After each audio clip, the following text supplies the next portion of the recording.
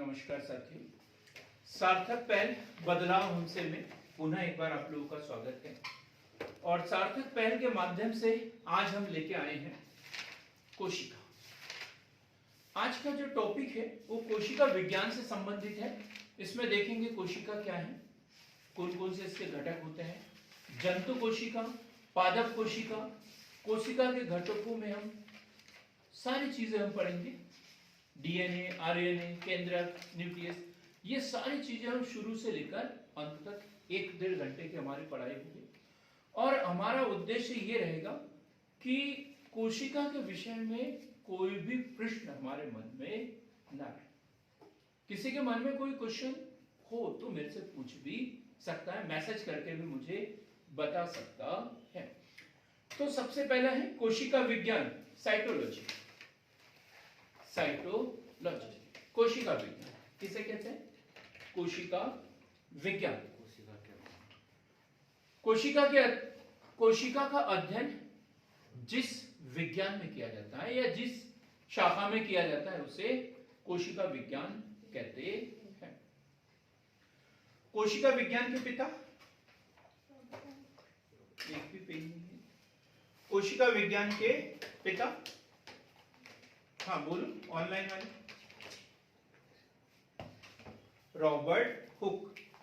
कोशिका विज्ञान, वो रेड वाला, कोशिका विज्ञान के पिता रॉबर्ट हुक। बहुत बढ़िया। किसने की थी कोशिका की खोज?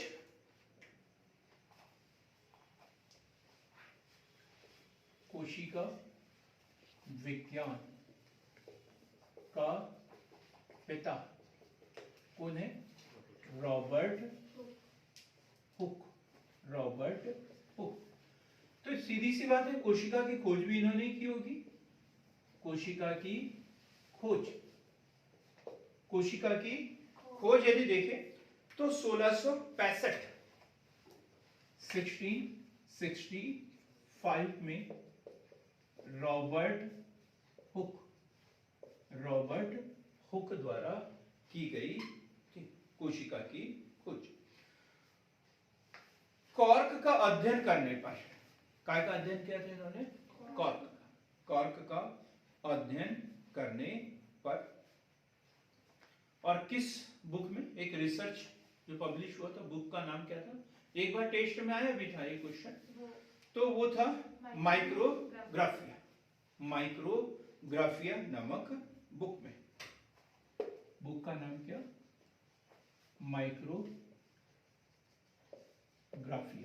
माइक्रोग्राफिया नामक बुक, रॉबर्ट हुक। और वास्तव में ये डेड सेल थी। इन्होंने जिसे सेल कहा था वो डेड सेल वॉल थी। डेड सेल वॉल थी, मृत कोशिका भित्ति थी। इसी को इन्होंने क्या बोला था? कोशिका बोला था। सर्वप्रथम जीवित एवं मुक्त कोशिका की खोज बताएं ऑनलाइन वाले। सर्वप्रथम जीवित गुड, ठीक है, जीवित एवं सक्रिय, जीवित एवं मुक्त, सक्रिय, मुक्त कोशिका की खोज ल्यूवेनहॉक। कब? 1668।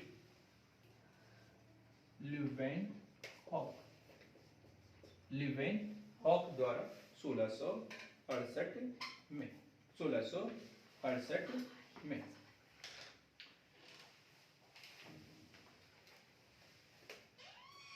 रॉबर्ट हुक ने कहा देखा था मृत कोशिका? कारक क्या होता है? वो जो मधुमक्खी का छत्ता जो था, मधुमक्खी का छत्ता, वो सूखा हुआ जो मिला था उसमें बोला था कि ये कोशिका है। तो मधुमक्खी के छत्ते के समान वो जो संरचना थी उसको इन्होंने कोशिका नाम दिया था। आधुनिक, अब चूंकि इन्होंने यहां देखना, थोड़ा सा देखना यहाँ पे, सर्वप्रथम जीवित एवं मुक्त कोशिका की खोज ल्यूवेनहॉक ने 1668 1968 में। और कहां की थी?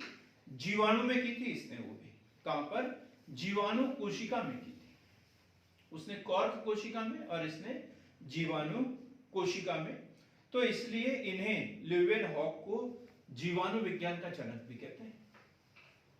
कल पढ़ा था अपन ने इसे, जीवाणु विज्ञान का जनक भी कहते हैं। जीवाणु विज्ञान का जनक भी कहते हैं। ये कोशिका सिद्धांत किसने दिया था? ये क्वेश्चन है, तो स्लाइडेन स्वान, थियोडोर स्वान व स्लाइडेन, है ना? थियोडोर स्वान व स्लाइडेन ने कोशिका सिद्धांत दिया था। कोशिका सिद्धांत दिया था। कब? 1838। कोशिका सिद्धांत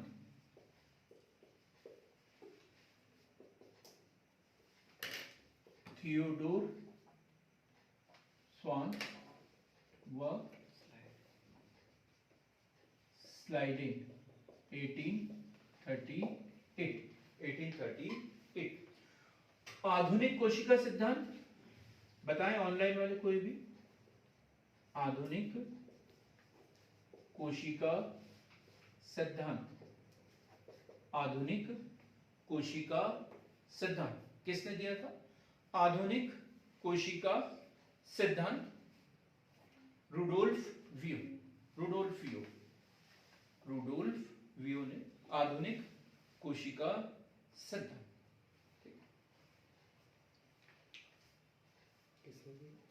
रुडोल्फ वियो। कोशिका कैसे बनी होती है? जो जीव होता है, कोई भी जीव हो, चाहे विशालकाय हाथी क्यों ना हो, एक कोशिकीय संरचना से ही उसका विकास होता है और कोशिकाओं से ही अन्य कोशिकाओं का निर्माण होता है। जीवन की उत्पत्ति जब भी होती है तो सिर्फ और सिर्फ एक कोशिका के रूप में ही होती है। इसलिए कोशिका को क्या बोला जाता है? जीवन की संरचनात्मक तथा क्रियात्मक इकाई। जीवन की संरचनात्मक एवं क्रियात्मक इकाई।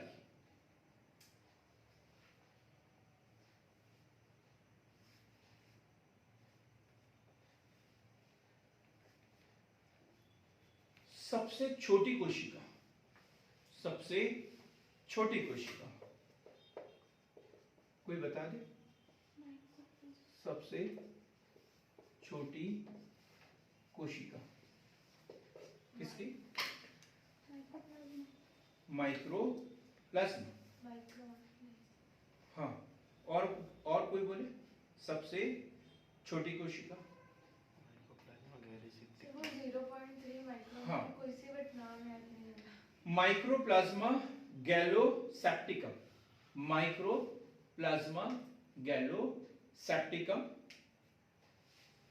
0.1 माइक्रोमीटर। ये क्वेश्चन पूछा है पीएससी में, ठीक है? ये क्वेश्चन भी पूछा है।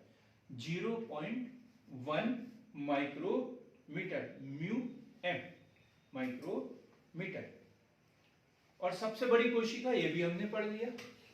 सबसे बड़ी कोशिका, सबसे बड़ी कोशिका शुतुरमुर्ग का अंडा। शुतुरमुर्ग का अंडा, ये सबसे बड़ी कोशिका होती है। शुतुरमुर्ग, ऑस्ट्रिच के अंडे की कितना साइज होता है इसका? 170 इंटू 135 मिलीमीटर। 170 into 135 millimetre. सबसे बड़ी कोशिका कौन सी होती है? हेमलता। हम कहाँ को जाए? शुतुरमुर्ग के पास। हमारा कोई रिश्तेदार है तो उनके पास जाएंगे। तंत्रिका कोशिका होती है। कौन सी?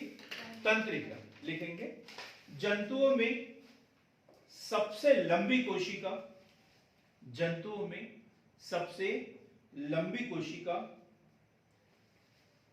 तंत्रिका कोशिका। तंत्रिका कोशिका। जिसका जो साइज होता है 90 सेंटीमीटर से 1 मीटर तक, 90 सेंटीमीटर से 1 मीटर तक या इससे अधिक होती है। अब कोशिका सिद्धांत की बात करें हम, कोशिका सिद्धांत क्या है? क्या है कोशिका सिद्धांत? कोशिका से मिलकर बनती है। हाँ, कोशिका से नई कोशिका का निर्माण होता है। कोशिका की बात करें तो देखो कोशिका सिद्धांत स्लाइडेन एवं स्वान ने दिया था, ठीक है, और बाद में आधुनिक सिद्धांत रुडोल्फियो ने दिया। तो उसमें था कि कोशिका जो जीवन की संरचनात्मक एवं क्रियात्मक इकाई, मतलब हर जीव का शरीर कोशिकाओं से मिलकर बनता है। एक कोशीय जीव से शुरुआत होती है और धीरे धीरे उसका विकास होते चला जाता है। कोशिकाओं से नई कोशिकाओं का जन्म होते चलता है, ठीक। प्रत्येक कोशिका अपनी पूर्ववर्ती कोशिकाओं से बनी होती है। सभी कोशिकाओं की मूल संरचना एवं रासायनिक संगठन समान होते हैं। ये भी है, मतलब एक जीव के अंदर जितनी भी कोशिकाएं हैं तो सभी कोशिकाओं की रासायनिक संरचना कैसी होगी? समान होगी, एक समान होगी। ये कोशिका सिद्धांत है। और ऐसा कौन सा जीव है, ऐसा कौन सा वर्ग है जिनके ऊपर कोशिकीय सिद्धांत लागू नहीं होता? कल पढ़ा था आपने। उनके दिमाग पे जोर मत दो, आपको नहीं पता। वायरस के बारे में पढ़ा था कल हमने। सजीव एवं निर्जीव के बीच की का शोषण वगैरह कुछ नहीं होता, उत्सर्जन नहीं करती वो कोशिका उसकी। कैसे भूल जाते हैं? लिखेंगे वायरस जो कि एक पूर्ण परजीवी है, पूर्ण परजीवी है, कोशिका सिद्धांत का अपवाद है, कोशिका सिद्धांत का अपवाद है, क्योंकि किसी कोशिका में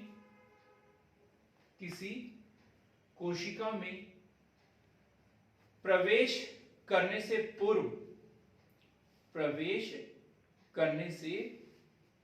पूर्व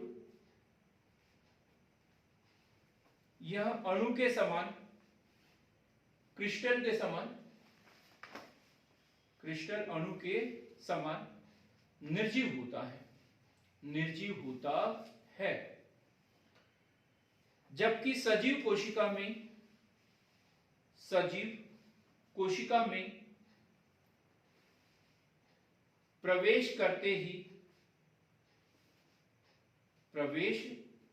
ही यह वृद्धि, प्रजनन जैसे सजीवों के गुणों को दर्शाता है, सजीवों के गुणों को दर्शाता है। क्लियर हो गया एकदम? कोशिका सिद्धांत किसने दिया था? 38-39 में स्वान एवं स्लाइडेन ने। और आधुनिक कोशिका सिद्धांत रुडोल्फ विचो है, वियो बोलती है मैंने, रुडोल्फ विचो, ये से ठीक कर लेंगे, रुडोल्फ विचो। अब हम देखेंगे कोशिका।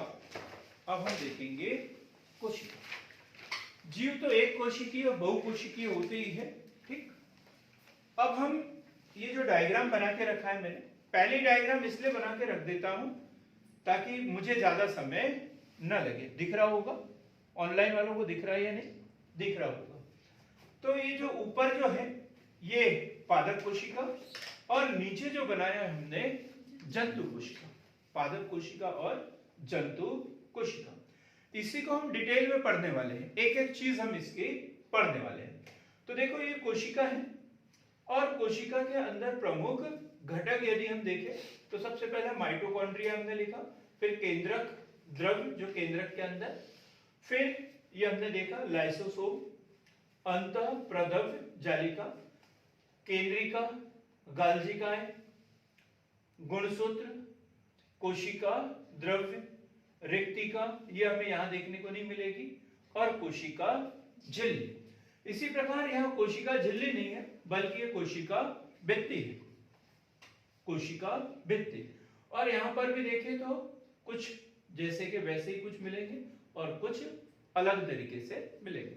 तो जब हम जंतु कोशिका और पादप कोशिका के बारे में पढ़ेंगे तो डिटेल में पढ़ेंगे, ठीक। ये नोट जरूर करें, इसे नोट जरूर करें, ये बना हुआ होना चाहिए और बड़ा सरल तरीके से हमने बनाया, जबकि किताबों में हम देखें तो बड़ा कठिन तरीके का रहता है। तो हमने बहुत सरल 2, 4, 5 जगह से डाटा सर्च करके फिर उसे बनाया है, तो उसको जरूर बनाएं, ठीक। तो अब हम कोशिका के प्रकार, कोशिका देखने वाले। तो सबसे पहले कोशिका के प्रकार, कोशिका कितने प्रकार की होती है, कोई बता दे? अंकित आप भी बता दो। 2 प्रकार की। कौन सी? पादप कोशिका और जंतु। पादप कोशिका और जंतु कोशिका। हाँ मैडम आप बताइए, कोशिका 2 प्रकार की होती है, कौन कौन सी? बस यही बोलना चाहते हैं ना, प्रोकैरियोटिक और यूकैरियोटिक, ठीक। कोशिका के प्रकार, कोशिका के प्रकार, नंबर 1 प्रोकैरियोटिक और दूसरा यूकैरियोटिक। यूकैरियोटिक बड़ा क्वेश्चन बनता है, ये याद होना चाहिए हमें, तो हम अंतर में भी लिखेंगे इसे अच्छे से। तो प्रोकैरियोटिक सेल, प्रोकैरियोटिक सेल ये विभाजन किस आधार पर किया? न्यूक्लियस के आधार पर, केंद्रक के आधार पर। केंद्रक है या नहीं है तो विकसित है या नहीं। विकसित केंद्रक है तो कौन सी होगी, विकसित केंद्रक नहीं है तो कौन सी होगी, ठीक। तो वे कोशिकाएं जिनमें केंद्रक अविकसित होता है, अविकसित होता है, प्रोकैरियोटिक, ठीक। तो ऐसी कोशिकाएं जिनमें केंद्रक अविकसित होता है, कोशिकाओं में केंद्रक झिल्ली नहीं होती, कोशिकाओं में केंद्रक झिल्ली नहीं होती, कोशिकाओं में केंद्रक झिल्ली नहीं होती। कहां, किस किस में पाई जाती है? बैक्टीरिया, बैक्टीरिया में, जीवाणु में है। ग्रीन, ब्लू ग्रीन एल्गी, नीली हरी शैवाल, blue green algae. Mycoplasma, mycoplasma, इनमें जो कोशिकाएं होगी कौन सी होती है? प्रोकैरियोटिक। अब यूकैरियोटिक कोशिका, ऐसी कोशिकाएं जिनमें केंद्रक जो है वेल डेवलप्ड होगा, वेल डेवलप्ड, सुविकसित होता है, जो न्यूक्लियस है वेल डेवलप्ड होता है। पौधों एवं जंतु दोनों में पाई जाती है। और क्या खासियत है इसमें? केंद्रक झिल्ली, पहले वाले में देखा केंद्रक झिल्ली नहीं होती, इसमें केंद्रक झिल्ली होती है। अब यदि हम इसको अंतर के रूप में देखें तो अंतर के रूप में भी बड़े अच्छे से हम पीएससी मेंस के लिए इसे तैयार कर सकते हैं, है ना? 2 कॉलम बना लें, पहले में प्रोकैरियोटिक, दूसरे में यूकैरियोटिक। तो पहला अंतर तो सबको पता चल गया, है ना? पहला अंतर क्या होगा? प्रारंभिक कोशिकाएं जिसमें सुविकसित केंद्रक नहीं पाया जाता और ये जिसमें सुविकसित केंद्रक पाया जाता है।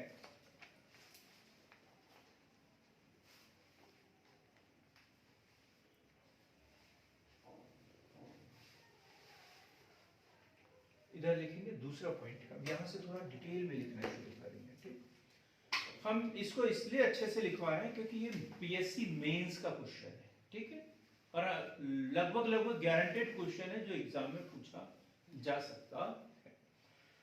तो इसमें केंद्रक कला, केंद्रक कला, केंद्रक कला का अभाव होने के कारण, अभाव होने के कारण, अभाव होने के कारण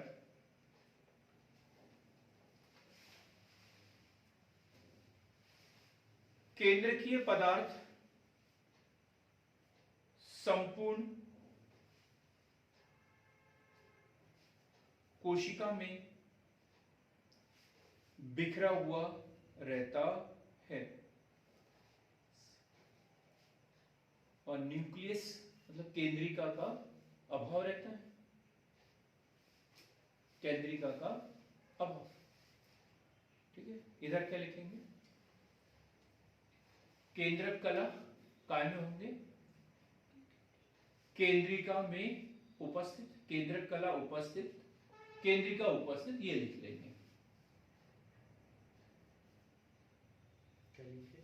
हाँ, केंद्रक कला उपस्थित, केंद्रिका उपस्थित, दोनों पाई जाती है। और इधर क्या लिखा अपन ने? केंद्रक कला का अभाव होने के कारण केंद्रकीय पदार्थ पूरे इसमें बिखरा हुआ होता है। ठीक। अब तीसरा पॉइंट, ये जो प्रोकैरियोटिक कोशिकाएं होती हैं, इसमें जो डीएनए होगा गोलाकार व नग्न होता है। डीएनए, यहां पर तीसरा पॉइंट, डीएनए गोलाकार व नग्न, डीएनए गोलाकार व नग्न पाया जाता है। और इधर क्या? डीएनए प्रोटीन के साथ जुड़ा हुआ, डीएनए प्रोटीन के साथ जुड़ा हुआ, डीएनए जो है प्रोटीन के साथ जुड़ा हुआ होता है। कौन सा प्रोटीन बोलते हैं डीएनए में? Histone protein. कौन सा? हिस्टोन प्रोटीन, याद रखना, हिस्टोन प्रोटीन। ठीक। फिर केंद्रक एक गुणसूत्र, केंद्रक एक गुणसूत्र पाया जाता है, केंद्रक एक गुणसूत्र वाला पाया जाता है, सिंगल क्रोमोसोम जिसे कहते हैं, सिंगल क्रोमोसोम। और इधर क्या है? कई गुणसूत्र पाए जाते हैं, मतलब मल्टीपल क्रोमोसोम, कई गुणसूत्र, मल्टीपल क्रोमोसोम पाए जाते हैं। इधर सिंगल क्रोमोसोम, इधर मल्टीपल क्रोमोसोम। अब कोशिकांग देखें तो इधर कौन कौन से होते हैं, इधर कौन कौन से होते हैं?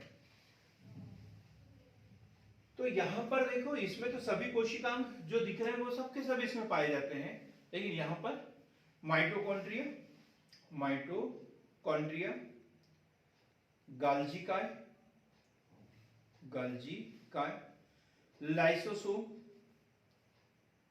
तारक काय, क्या क्या बताया मैंने?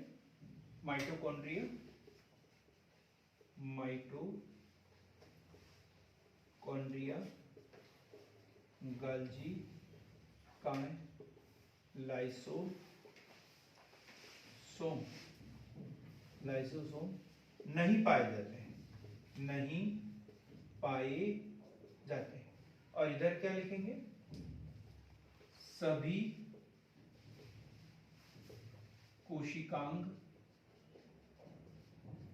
पाए जाते हैं, सभी कोशिकांग पाए जाते हैं, या सभी कोशिकांग पाए जाएंगे। और यहाँ पे माइटोकॉन्ड्रिया, गाल्जी काय, लाइसोसोम नहीं पाए जाते हैं। कोशिका विभाजन कैसे होगा? फिर ये तो अंग है ही नहीं इसमें, तो विभाजन कैसे होगा? भी एक कोशिका से ही तो दूसरी कोशिका बनती है, तो फिर कोशिका विभाजन कैसे होगा? विखंडन या मुकुलन, है ना? मुकुलन, ये तरीका है इसमें, है?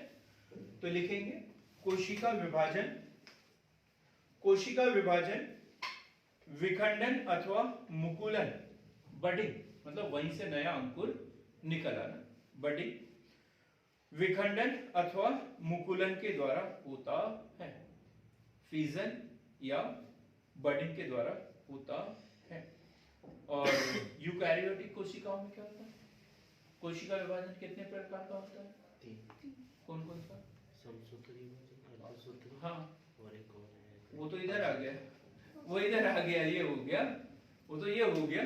ठीक है, तो ये होगा समसूत्री अथवा अर्धसूत्री विभाजन होता है। मिटोसिस या मेसोसिस समसूत्री अथवा अर्धसूत्री प्रकार का होता है। ठीक है, ये हमने पढ़ा अंतर यूकैरियोटिक और प्रोकैरियोटिक। ये प्रोकैरियोटिक था और ये यूकैरियोटिक। पहला वर्णन यही किया कि इसमें केंद्रक जो होता है वो अविकसित पाया जाता है या नहीं पाया जाता, और इसमें विकसित अवस्था में केंद्रक पाया जाता है। बाकी सब हमने इधर लिख दिया। अब हम पढ़ेंगे कोशिकांग। कोशिका के कौन कौन से अंग होते हैं। यहाँ एक एक चीज हमें देखना है, क्या काम होता है, पूरे घटक हमें पढ़ना है। तो बताएं जरा, ऑनलाइन वाले बताएं कौन कौन से प्रमुख कोशिकांग हैं। प्रमुख कोशिकांग कौन कौन से हैं? हाँ, ऑनलाइन वाले बताएं प्रमुख कोशिकांग।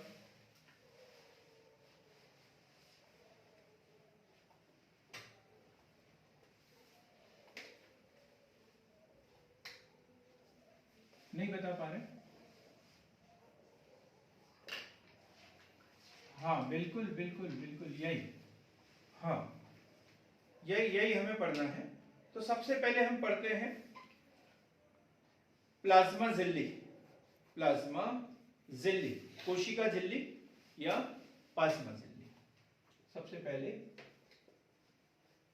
कोशिका झिल्ली, कोशिका झिल्ली या प्लाज्मा मेम्ब्रेन।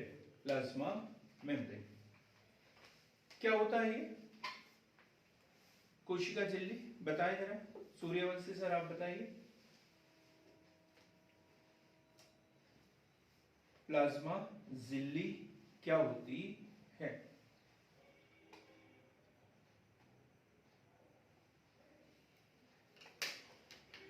कोशिका भित्ति से, कोशिका भित्ति से सटी हुई। देखो प्री के लिए तो हमें याद है ये, मेंस के लिए हमें क्या लिखना है ये हमें पता नहीं। कोशिका झिल्ली क्वेश्चन में दिया रहेगा और हमने याद करके रखे कोशिकांग कौन कौन से हैं। जो हमने याद किया वो क्वेश्चन के रूप में दिया रहेगा, फिर लिखेंगे क्या? तो वो लिखेंगे जो मैं अभी बता रहा हूं। तो कोशिका भित्ति से सटी हुई, कोशिका के चारों ओर, कोशिका के चारों ओर एक पतली मुलायम लचीली झिल्ली। पतली मुलायम लचीली झिल्ली कैसी होती है? ये जीवित व क्या होगी? जीवित व अर्ध पारगम्य। अर्ध पारगम्य, जीवित व अर्ध पारगम्य काय की बनी होती है? हाँ प्रियंका, दीक्षा बताओ। कोशिका झिल्ली ये बनी होती है प्रोटीन व लिपिड। प्रोटीन व लिपिड से बनी होती है। प्रोटीन व लिपिड से बनी होती है। क्या काम है इसका? कार्य क्या काम है? किसको अंदर जाने देना है, किसको बाहर आने देना है, ये नियंत्रण। ठीक है, कोशिका के अंदर बाहर जाने वाले विभिन्न पदार्थों का नियंत्रण। विभिन्न पदार्थों का नियंत्रण।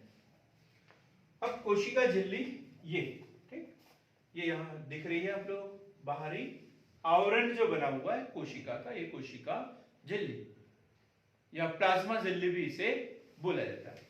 लेकिन पादप कोशिका में इसके ऊपर क्या पाया जाता है? कोशिका भित्ति। पादप कोशिकाओं में क्या है? कोशिका भित्ति। तो हम दूसरा जो हमारा प्रमुख घटक रहेगा वो रहेगा कोशिका भित्ति। कोशिका भित्ति, कोशिका भित्ति, सेल वॉल।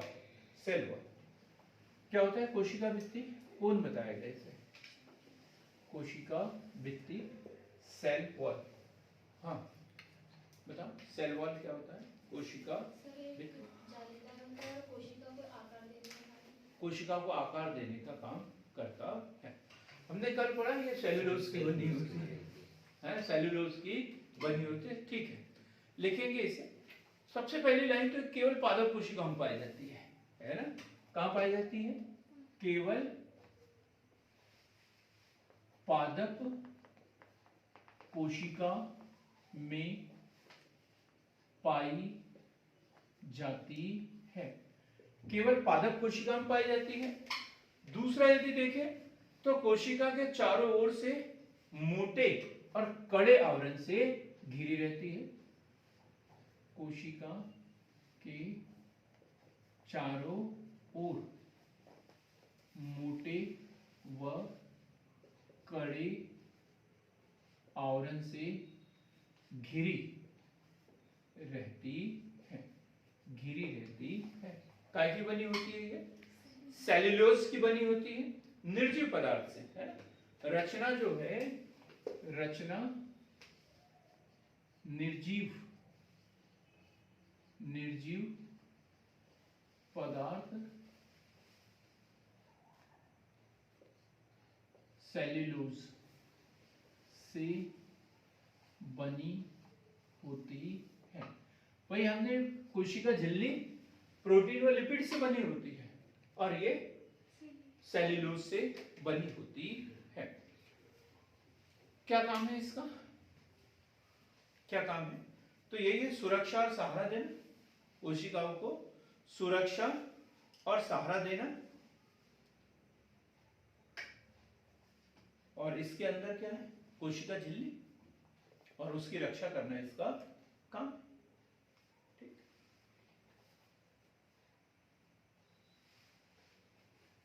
अब हम देखेंगे साइटोप्लाज्म, कोशिका द्रव्य। तीसरा, कोशिका द्रव्य, साइटोप्लाज्म। साइटोप्लाज्म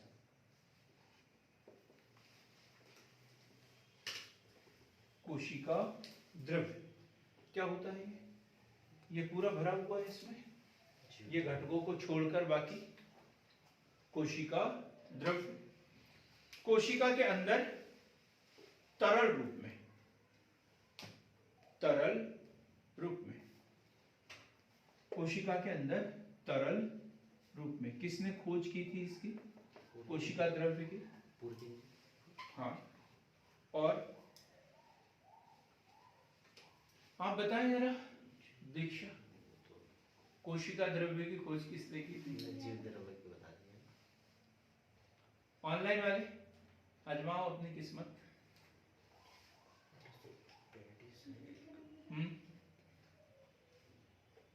एक तो पास नाम है जंतु।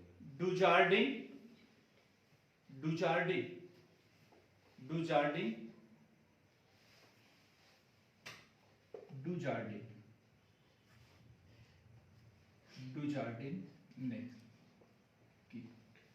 और नाम दिया इन्होंने क्या? नाम क्या दिया था इसका? नाम सारकोडा।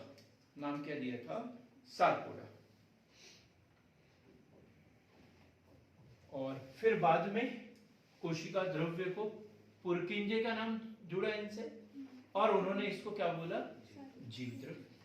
ठीक। तो दो लोग इससे जुड़े हुए, डुजार्डिन जिसने क्या नाम दिया?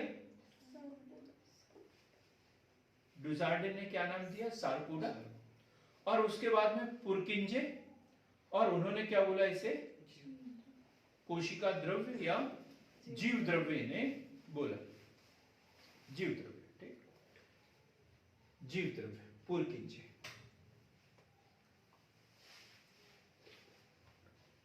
पुलकिंचे, तो दो लोगों के नाम इससे संबंधित रखेंगे।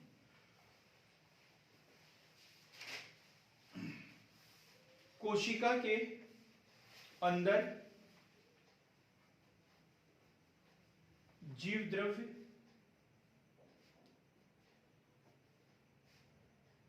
दो भागों में विभक्त होता है।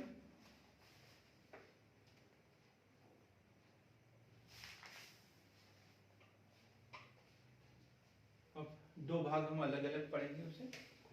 कौन सा? एक है कोशिका द्रव्य और दूसरा केंद्रक। केंद्रक और कोशिका द्रव्य। तो कोशिका द्रव्य हमने पढ़ दिया, ठीक। केंद्रक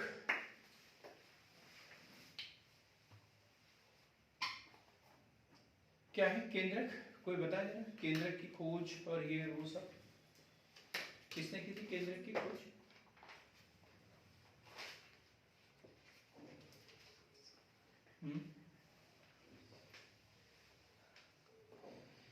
न्यूक्लियस। बड़ा सरल है, बहुत बार पढ़ा होगा। Robert brown, Robert brown, Robert brown. कोशिका द्रव्य के बीच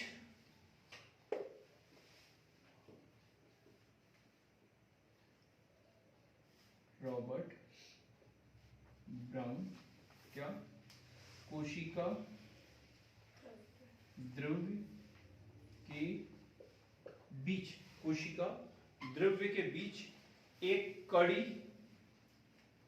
गोल संरचना, कड़ी गोल संरचना, पतली कोशिका झिल्ली से घिरा हुआ, पतली कोशिका झिल्ली से घिरा हुआ। क्लियर हो गया? केंद्र किसने खोज की? Robert brown. क्या काम है इसका?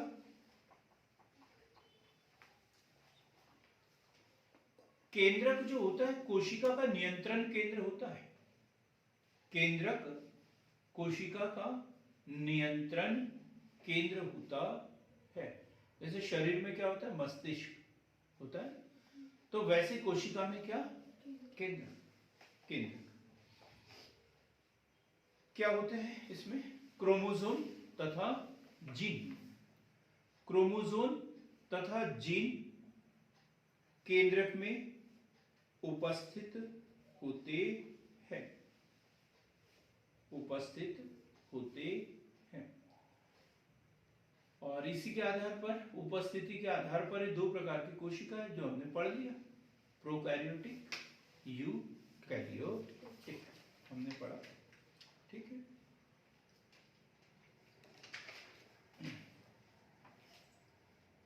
इसके बाद देखेंगे राइबोसोम। Ribosome, ribosome.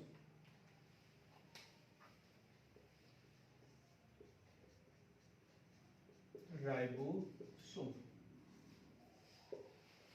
पढ़ा होगा ये। राइबोसोम क्या होता है अंकित? किसने खोज की इसकी? पैलेट, पैलेट है ना? पैलेट नामक जीव विज्ञानी ने, पैलेट इसने कायम की थी जंतु कोशिका में। अलग अलग लोगों ने किया है। तो पैलेट ने जंतु कोशिका में और रॉबिन्स व ब्राउन ने पादप कोशिका में। पैलेट ने जंतु कोशिका में और रॉबिन्स व ब्राउन ने पादप कोशिका में। यह सबसे छोटा कोशिकांग है। मतलब क्या बताया प्रियंका? मैंने सर ये सबसे छोटा कोशिका है। कोशिका के जितने भी ये अंग पढ़े ना अपन ने, इसमें सबसे छोटा कोशिकांग कौन सा है? राइबोसोम। यह सबसे छोटा कोशिकांग है जो कौन सी कोशिका में पाया जाता है? दोनों कोशिकाओं में। सभी कोशिकाओं में, यूकैरियोटिक और प्रोकैरियोटिक, दोनों कोशिकाओं में पाया जाता है। ठीक है, तो ये सबसे छोटा कोशिकांग है जो यूकैरियोटिक व प्रोकैरियोटिक दोनों कोशिकाओं में पाया जाता है। कैसे बनता है ये राइबोसोम? बनता कैसे है? प्रोटीन कैसे बना होता है? प्रोटीन व आरएनए, प्रोटीन व आरएनए की बनी होती है। प्रोटीन व आरएनए की बनी होती है। और सबसे महत्वपूर्ण क्वेश्चन यहाँ शुरू हो रहा है जो वनडे एग्जाम के काम का है। क्या क्वेश्चन होगा? प्रोटीन की फैक्ट्री। प्रोटीन की फैक्ट्री। क्यों कहते हैं प्रोटीन की फैक्ट्री? प्रोटीन का संश्लेषण यहाँ होता है, राइबोसोम में ही प्रोटीन का संश्लेषण होता है, इसलिए इसे प्रोटीन की फैक्ट्री कहते हैं। नोट करना है इसे। यहाँ प्रोटीन का संश्लेषण होता है इसलिए इसे प्रोटीन की फैक्ट्री कहते हैं। फैक्ट्री कहते हैं। क्लियर हो गया? राइबोसोम यूकैरियोटिक प्रोकैरियोटिक सभी कोशिकाओं में पाया जाता है। प्रोटीन और आरएनए का बना होता है। इसके अंदर प्रोटीन का संश्लेषण होता है, इसलिए इसे प्रोटीन की फैक्ट्री कहते हैं। अब हम पढ़ेंगे माइटोकॉन्ड्रिया। माइटोकॉन्ड्रिया माइटोकॉन्ड्रिया जब हम 8th क्लास में थे तब भी याद करते थे इसे। क्या बोलते थे? कोशिका का पावर हाउस, बिजली घर कहते हैं। कोशिका का पावर हाउस माइटोकॉन्ड्रिया को कहते हैं। कोई बताए जरा इसकी खोज किसने की थी? खोज का श्रेय किसे जाता है? अल्टमैन को दिया जाता है। अल्टमैन को दिया जाता है मतलब पहले कहीं किसी और ने देखा है इसे, है? तो सबसे पहले कॉलिकर ने देखा कोशिका में माइटोकॉन्ड्रिया। किसने देखा? कॉलिकर ने। लेकिन खोज का श्रेय अल्टमैन को दिया जाता है। अल्टमैन को दिया जाता है। माइटोकॉन्ड्रिया कोशिका द्रव्य में बिखरी होती है, दानेदार या गोलाकार। दानेदार या गोलाकार कोशिका द्रव्य में बिखरी रहती है। कैसी? दानेदार या गोलाकार। क्या होता है इसमें? क्या भरा रहता है इसमें? सोना, चांदी, लोहा, तांबा। हाँ जी, साइंस वाले।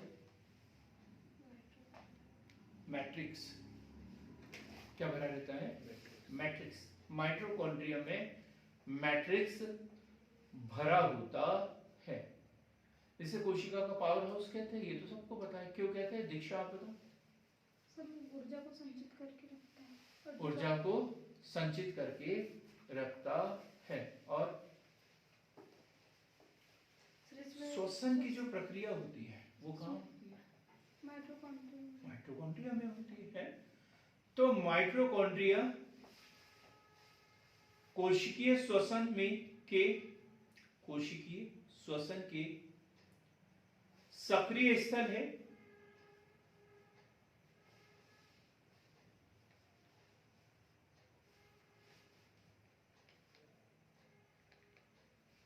जिसे कोशिका का ऊर्जागृह भी कहा जाता है। कहा जाता है। अब हम पढ़ेंगे लाइसोसोम। लाइसोसोम।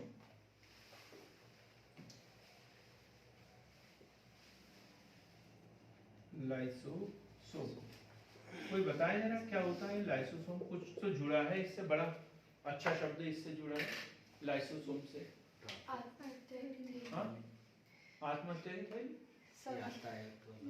यातायात, और क्या कहते हैं इसे? लाइसोसोम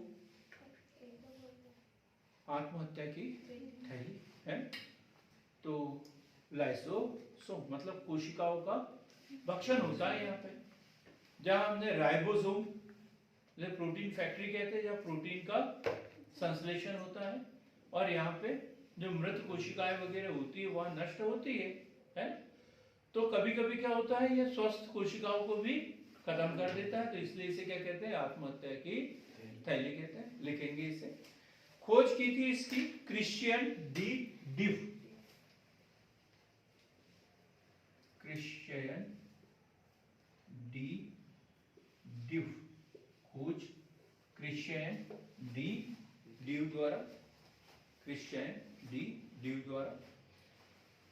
माइक्रोकॉन्ड्रिया का आकार अपेक्षाकृत छोटा, थैलीनुमा, थैलीनुमा। सबसे छोटा हमने किसको बताया था? राइबोसोम। और लाइसोसोम छोटा तो होता है लेकिन उतना भी छोटा नहीं होता। ठीक, थैलीनुमा। जब कोशिका क्षतिग्रस्त हो जाती है, जब कोशिका क्षतिग्रस्त हो जाती है तो लाइसोसोम फट जाते हैं, फट जाते हैं। परिणाम स्वरूप कोशिका की मृत्यु हो जाती है, मृत्यु हो जाती है। इसी कारण इसे क्या कहा जाता है? सुसाइड बेग, आत्महत्या की थैली कहा जाता है। किसमें नहीं पाया जाता? किसके आरबीसी में ये नहीं पाया जाता? रेड ब्लड सेल्स में ये नहीं पाया जाता है? यदि पूछो कि जो लाइसोसोम है काय में नहीं पाया जाता, कौन सी कोशिकाओं में नहीं पाया जाता? आरबीसी में नहीं पाया जाता, आरबीसी में नहीं पाया जाता है। लेकिन किसकी आरबीसी में? अंकित, हमसे मत पूछो ना, आज तो मत पूछो कम से कम। हाँ,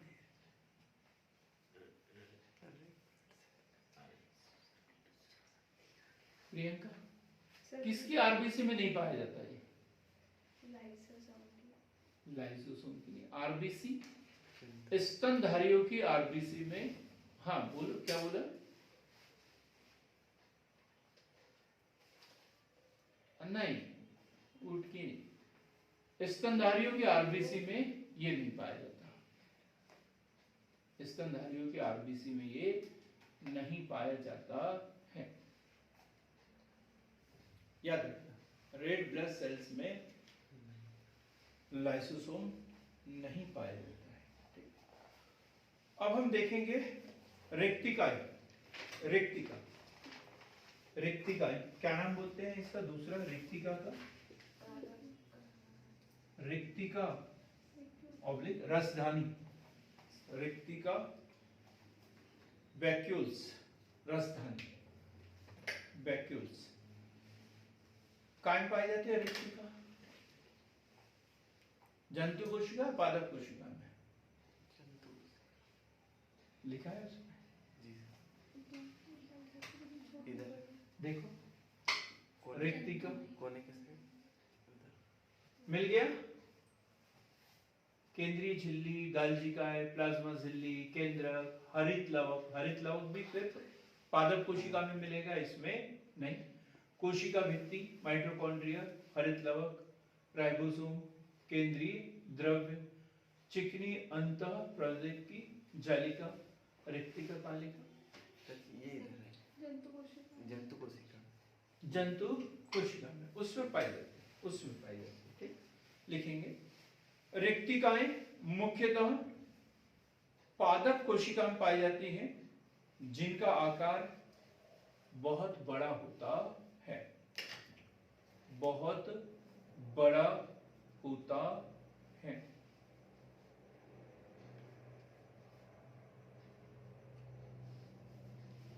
मुख्यतः कहाँ में पाई जाती है? पादप कोशिका, यही लिखा ना? सर जंतु में जो होती है, सॉरी वो नहीं, मुख्यतः पादप कोशिकाओं में पाई जाती है, ठीक, और इनका आकार बड़ा होता है। जंतु कोशिकाओं में नहीं पाई जाती, और पाई जाती भी है तो आकार बहुत छोटा होता है, ठीक। जंतु कोशिकाओं में नहीं पाई जाती और पाई जाती है तो आकार बहुत छोटा होता है, आकार बहुत छोटा होता है।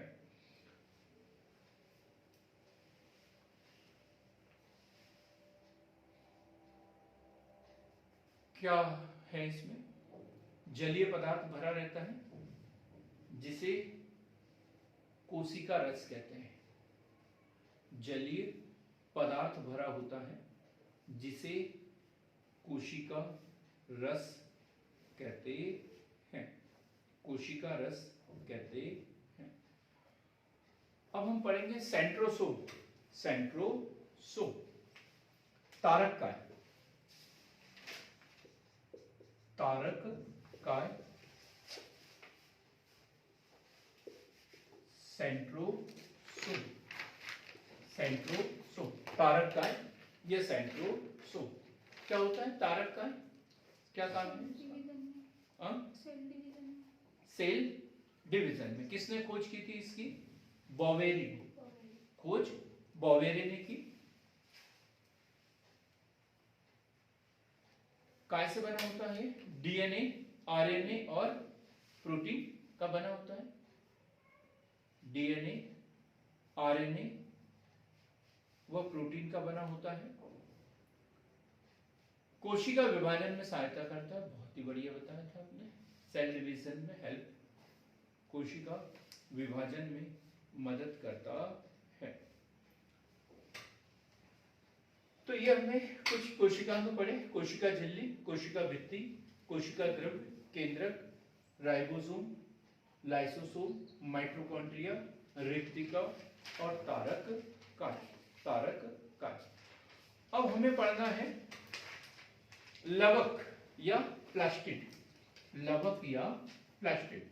ये 5 नंबर का क्वेश्चन बन सकता है, जिसको हम अलग से पढ़ेंगे। लवक या प्लास्टिड क्या होता है अमरदीप? सर 3 प्रकार के पाए जाते 3 प्रकार के होते हैं, कौन कौन से? हैं। हरित लवक होता है एक, हाँ, एक अवर्णी लवक, एक हाँ। वर्णी लवक।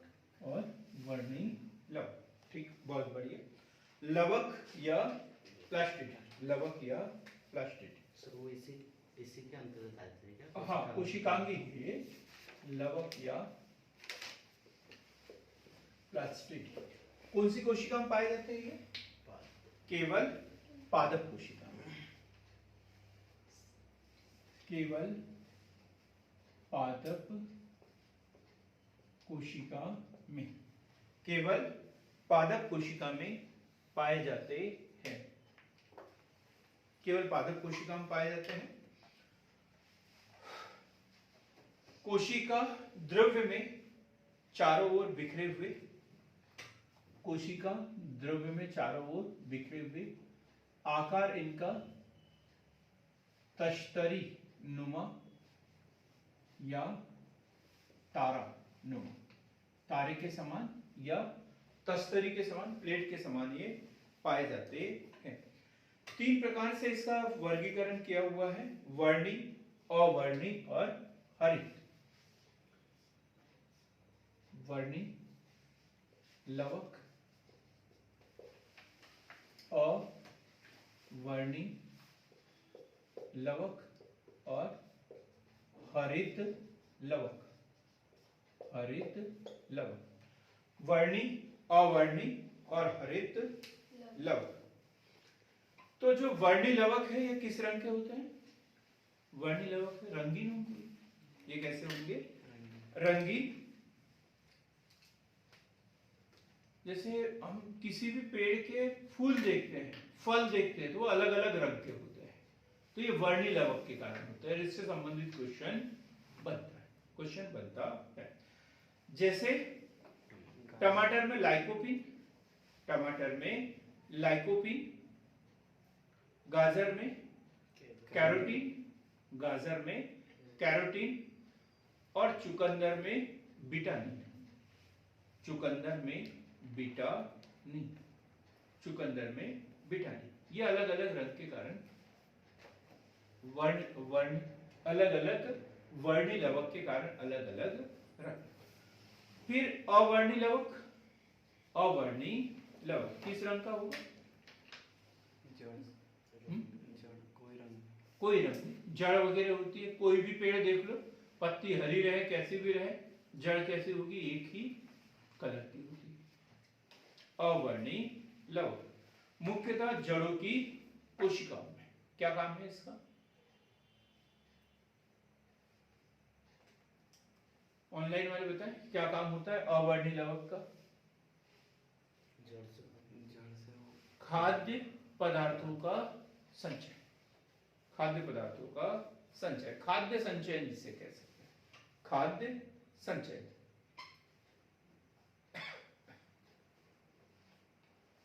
फिर है हरित लवक। ये कहां पाया जाता है? हरित लवक पत्तियों में, पत्तियों में। ये कहां पाया जाता है?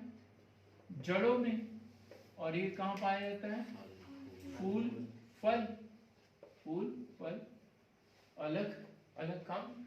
ठीक, पत्तियों में उपस्थित होता है, हरा रंग प्रदान करता है, प्रकाश संश्लेषण में सहायक होता है, प्रकाश संश्लेषण में सहायक होता है, प्रकाश संश्लेषण में सहायक होता है।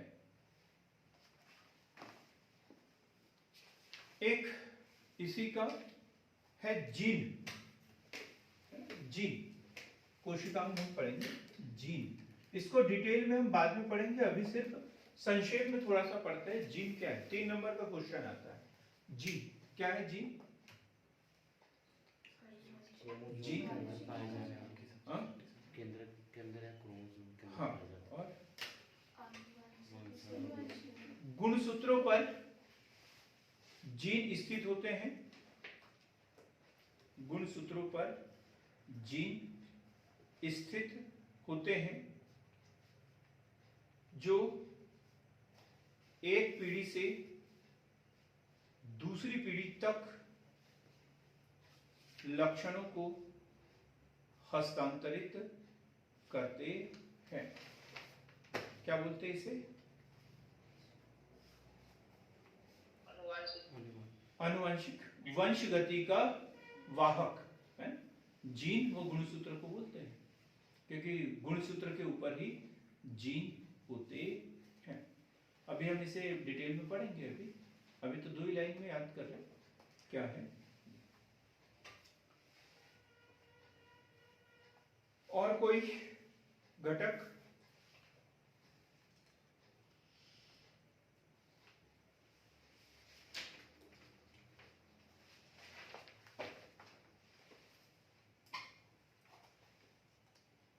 कोशिकांग हमने पढ़े, जंतु कोशिका, पादप कोशिका। अब दोनों में अंतर, जंतु कोशिका और पादप कोशिका में अंतर। एक क्वेश्चन तैयार करना है हमें, जंतु कोशिका और पादप कोशिका में अंतर, क्या अंतर होता है। तो जो अभी घटक पड़े हैं उसी के आधार पर हमें अंतर करना है कि किसमें क्या पाया जाता है, किसमें क्या नहीं पाया जाता है। ये क्वेश्चन भी मेंस के लिए बड़ा ही महत्वपूर्ण क्वेश्चन है। 3 पार्ट बनाएंगे इसके। सबसे पहले जंतु कोशिका, जंतु कोशिका, और ये पादप कोशिका, और इधर लिखेंगे हम अंतर का आधार, अंतर का आधार। तो सबसे पहले हम देखते हैं कोशिका भित्ति। अंतर का आधार क्या होगा? कोशिका भित्ति। इसमें नहीं पाई जाती, इसमें पाई जाती। कोशिका भित्ति जंतु कोशिका में नहीं पाई जाती, पादप कोशिका में पाई जाती है। अब हम बात कर रहे हैं दूसरा लवक, लवक है, प्लास्टिड जिसे कहते हैं, लवक या प्लास्टिड। तो हमने पढ़ा 3 प्रकार के होते हैं, वर्णी लवक, अवर्णी लवक और हरित लवक। और ये कोई फूलों में, फलों में पाया जाता है, कोई जड़ों में पाया जाता है, कोई पत्तियों में पाया जाता है। तो फिर जंतुओं में न तो पत्तियां है, न जड़ है, न कुछ, तो फिर इसमें नहीं पाया जाता। तो पादप कोशिका में लवक उपस्थित होते हैं और यहाँ उपस्थित नहीं होते, उपस्थित नहीं होते हैं। फिर एक केंद्रक की स्थिति, केंद्रक की स्थिति, केंद्रक की स्थिति। केंद्रक की स्थिति के बारे में देखें तो जो जंतु कोशिका होता है, जंतु कोशिका में केंद्रक का होता है कोशिका के मध्य में, कोशिका के मध्य में। केंद्रक कोशिका के मध्य में स्थित, केंद्रक कोशिका के मध्य में स्थित, कोशिका के मध्य में स्थित। और यहां क्या लिखेंगे, केंद्रक रिक्तिका बड़ी होने के कारण, केंद्रक रिक्तिका बड़ी होने के कारण, केंद्रक रिक्तिका बड़ी होने के कारण परिधि क्षेत्र में, परिधि क्षेत्र में, परिधि क्षेत्र में, ये देखिए केंद्रक जो है यहां होना चाहिए था बीचों बीच में है, लेकिन ये नहीं है, ये कहां है, ऊपर साइड में, और जबकि यहाँ पे ये बीच में। ठीक, तो केंद्रक जो है जंतु कोशिका में बीच में होगा और पादप कोशिका में परिधि क्षेत्र में, मतलब किनारे पर होगा। जब भी हम इसका डायग्राम बनाएं तो इस बात का अवश्य ध्यान रखें। ठीक, फिर है सेंट्रोसोम, सेंट्रोसोम, सेंट्रोसोम, सेंट्रोसोम। जंतु कोशिका में सेंट्रोसोम उपस्थित होता है, पादप कोशिकाओं में उपस्थित नहीं होता है, उपस्थित नहीं होता। जंतु कोशिका में पाया जाता है, पादप कोशिका में नहीं पाया जाता। फिर है माइटोकॉन्ड्रिया, माइटोकॉन्ड्रिया, माइटोकॉन्ड्रिया पाया जाता है या नहीं जंतु कोशिका में, माइटोकॉन्ड्रिया दोनों में पाया जाता है। ज्यादा किसमें होता है, जंतुओं में ज्यादा होता है श्वसन की क्रिया है, क्योंकि पौधे तो रात में ही श्वसन करते हैं और जीव जंतु 24 घंटे करते हैं, तो फिर ज्यादा तो इसी में होगा। ठीक, लिखेंगे जंतु कोशिका में, जंतु कोशिका में माइटोकॉन्ड्रिया की संख्या अधिक होती है,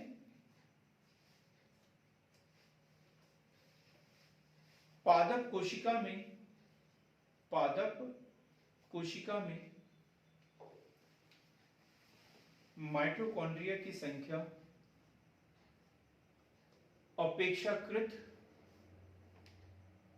कम होती है, अपेक्षाकृत कम होती है, अपेक्षाकृत कम होती है। ठीक, अब हम पढ़ेंगे इसके बाद में गुणसूत्र। पिछले साल भी इससे संबंधित क्वेश्चन आया था, क्या क्वेश्चन था हम लोग के? हाँ, गुणसूत्र।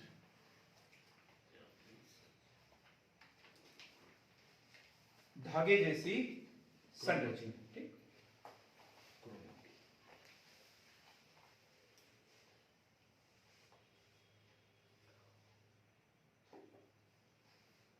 धागे जैसी संरचना।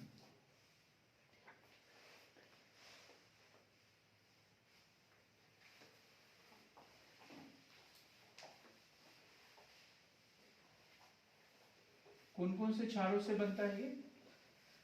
नाइट्रोजनी क्षार से मिलकर बनता है।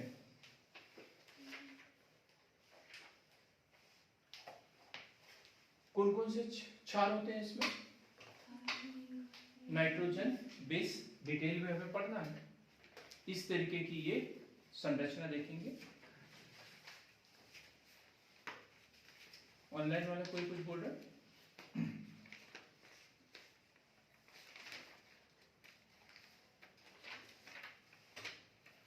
गुणसूत्र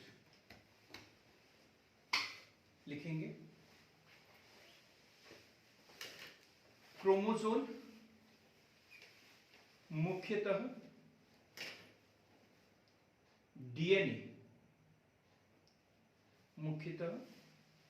डीएनए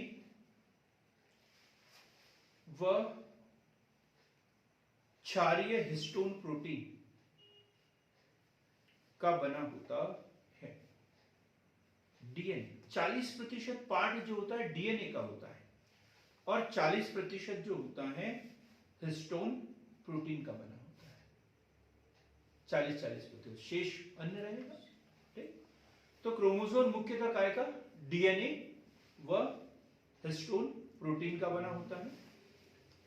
कौन सी कोशिका में पाया जाता है डीएनए?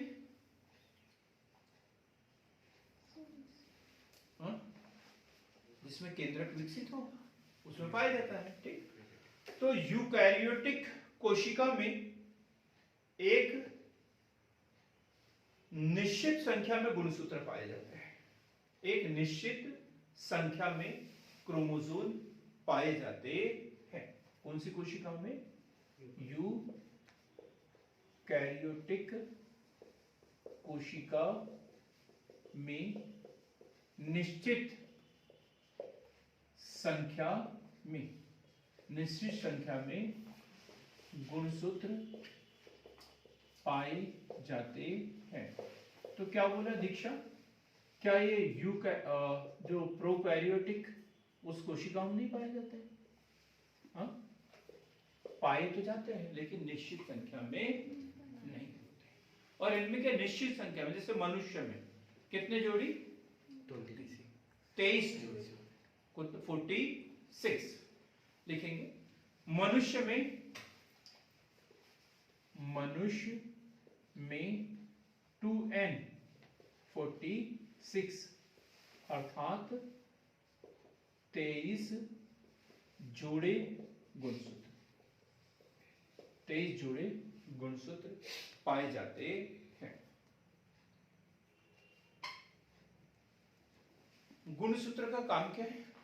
अभी पढ़ लिया हमने। इनके ऊपर जीन होते हैं और ये आनुवंशिक गुणों को एक पीढ़ी से दूसरी पीढ़ी तक पहुंचाते हैं। तो लिखेंगे गुणसूत्र आनुवंशिक सूचनाओं को एक पीढ़ी से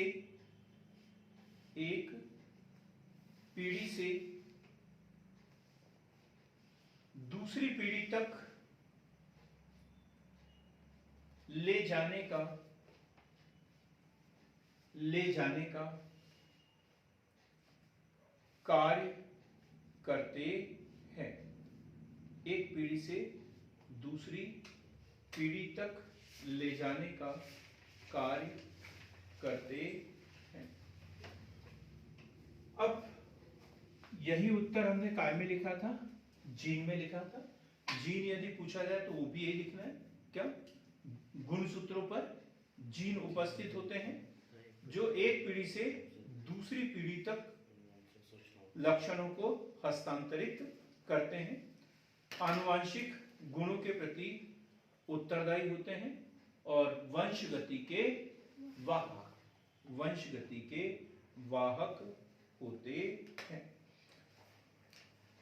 जो यूकैरियोटिक कोशिकाएं हैं जिसमें निश्चित गुणसूत्र पाए जाते हैं, तो उसमें गुणसूत्र कितने प्रकार के? 2 प्रकार के। गुणसूत्र के कितने प्रकार के? 2 प्रकार के। कौन कौन से?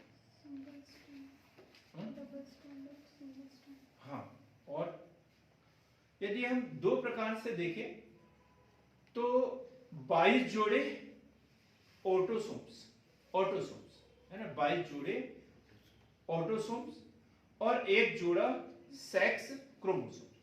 एक जोड़ा जो होगा सेक्स क्रोमोसोम। जो एक्स वो वाई प्रकार के होते हैं और लिंग का निर्धारण करते हैं, लिंग का निर्धारण करते हैं। तो 22 जोड़े मनुष्य में, 22 जोड़े प्लस एक जोड़ा, ये अलग अलग गुणसूत्र, ठीक। और 22 जोड़े एक्स वाई, 22 जोड़े एक्स वाई, और ये जो होगा ये क्या होगा, सिर्फ वाई एक्स एक्स, ये क्या होगा एक्स एक्स एक्स एक्स, ठीक। नहीं सर, ऊपर वाला एक्स एक्स नहीं, 22 जोड़े एक्स वाई, 22 फिर उल्टा हो गया है। उल्टा उल्टा है ना, हाँ 22 जोड़ा एक्स ठीक। ये 22 जोड़ा एक्स एक्स और ये एक्स वाई, ठीक।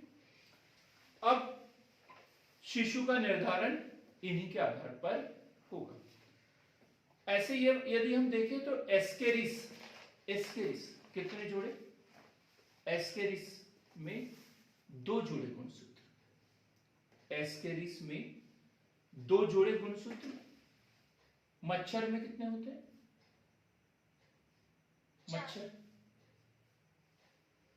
6, मच्छर में कितने 6 जोड़े।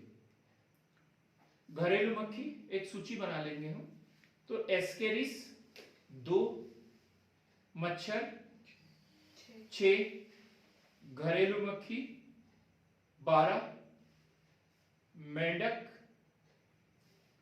26, बिल्ली बिल्ली 38,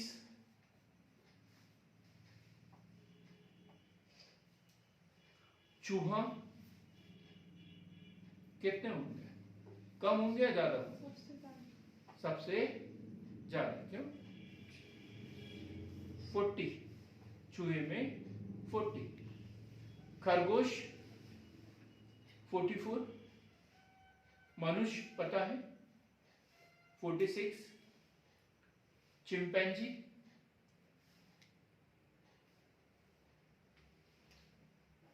48, या कंफ्यूज हो जाते हैं, बोलते हैं कि मनुष्य इन्हीं की प्रजाति के तो है ना, तो बोलते हैं मनुष्य के भी तो 46 है, तो इनके भी कितने होंगे 46, और गड़बड़ करके आ जाते हैं, तो 46 48। घोड़ा, घोड़ा घोड़ा के कितने 64 64। कुत्ता कितने अंकित 70, कुत्ते वाला आ नहीं रहा है, 78। कबूतर, मनुष्य सोचता होगा कबूतर तो छोटा सा है, कोई दिक्कत नहीं, होंगे 2-4 है ना, क्या होंगे 80 है ना, कबूतर के कितने 80, कबूतर के 80। तो क्रोमोसोम गुणसूत्र, और इसकी सबसे महत्वपूर्ण विशेषता जिसका एक घटक हमने बनाया है यहां पर, तो जो हमने क्रोमोसोम देखा,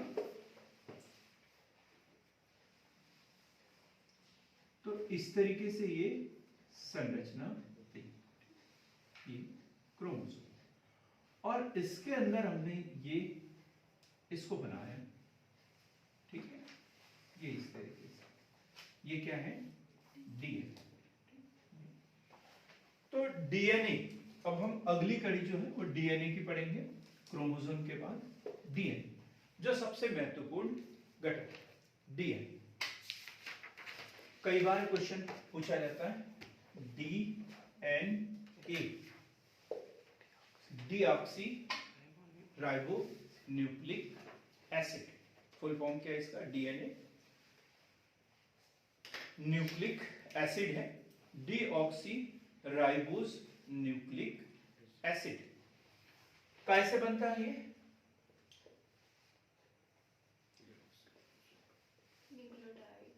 एसिड है। काय से बनता है ये? प्रोटीन। काय से बना है ये? प्रोटीन। प्रोटीन के साथ मिलकर, प्रोटीन से मिलकर बना है। मतलब न्यूक्लिक एसिड है जो प्रोटीन के साथ मिलकर क्रोमोसोम बनाता है। कहाँ होता है ये? डीएनए। कोशिका पढ़ा अपन ने, कोशिकांग पढ़ लिए। तो कोशिकांग के माइटोकॉन्ड्रिया में किस भाग में होता है ये? काम हाँ? केंद्रक में होगा, सीधी सी बात है। ठीक, लिखेंगे इसे। डीएनए कोशिका के केंद्रक में धागे के रूप में फैला रहता है। कोशिका के केंद्रक में, कोशिका के केंद्रक में धागे के रूप में फैला रहता है। क्या? DNA, D oxy ribo nucleic acid, ये प्रोटीन के साथ मिलकर क्रोमोसोम बनाता है और कोशिका के केंद्रक में धागे के रूप में फैला रहता है। सर आज